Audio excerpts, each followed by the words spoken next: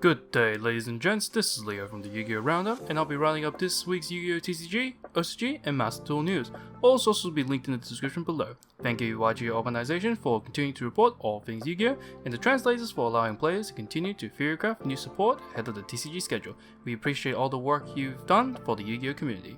Disclaimer, I will only be covering news in relation to Yu-Gi-Oh! TCG, OCG, and Master Duel formats, as we do not have an official TCG Rush Duel format, and all merchandise and anime related news will be omitted from this roundup. These videos are more so about getting people up to speed on the latest Yu-Gi-Oh! Physical card game news of the week, so I'll only be highlighting a few key cards from any of the new card reveals. First, I recommend you make your own opinion of the new reveals after reading what the rest of the new revealed cards do.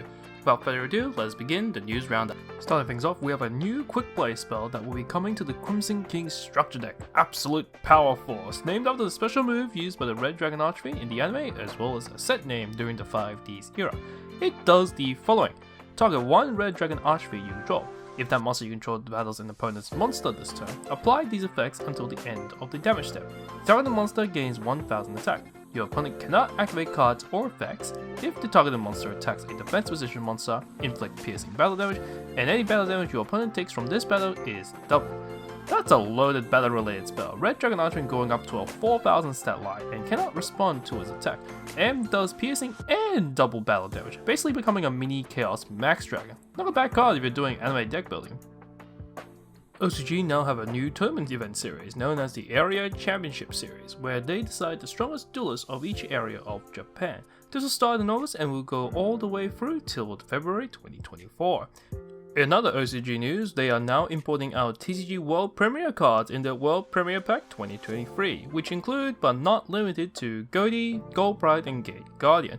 This will come up by September 23rd, 2023.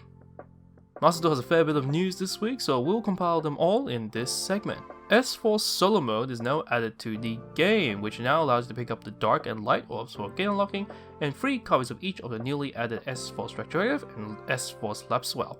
You can also pick up S-Force Justify as sleeves and an icon, along with 2 Legacy Pack tickets and 200 gems. The lore of the S-Force is pretty cool, not going to lie, and the solo mode is pretty cute. Rapper Chiyomaru being your instructor or guide is honestly a different take to the usual solo mode shenanigans they're having. Along with this, we have confirmation of a new Forbidden and Limited list for Master Duel with the following changes. Added to the Forbidden list, we have the following: Cyberstein from Limited to Forbidden, Smoke Grenade of the Thief from Unlimited to Forbidden, Terraforming from Limited to Forbidden. And then on the limited list, we have the following of Agido, Keldo, and Mudar, the new Ishizu cards, all coming from semi-limited to limited, except for Mudora, who is coming from unlimited to limited. Then on the semi-limited list, we have the Girsu, the Orcus Mech Knight, going from limited to semi-limited, Sprite Blue from the unlimited to semi-limited, Cyber Angel Benton from limited to semi-limited, Nadir 7 also from limited to semi-limited, and Metaverse from limited to semi-limited. Interesting ban lists. I've never thought I'd see the day that Terraforming would get banned. Cyberstein seems to be a universal thing now, especially TCG banning it recently. Smoke Grenade should have been banned a while ago. It's such a silly hand rip card. I did abuse it in my Infinite Nobles though, won't deny that. The limited list seems expected because the Ishizu cards are a bit silly. Weird how Hellbeck wasn't going to be limited, but I'll leave it at that. The semi-limited list seems pretty fun now that Geese is going from 1 to 2, and Benton and DSM are definitely boosts to their respective decks. Sprite Blue is probably their way of hitting Sprite a little bit, and Metaverse is probably due to Terraforming being limited and just saying, hey, here's another way to search your field spells instead.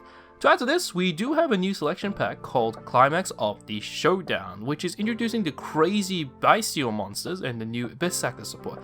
Bestial Magnemite and Bestial Druidstone will be limited upon release.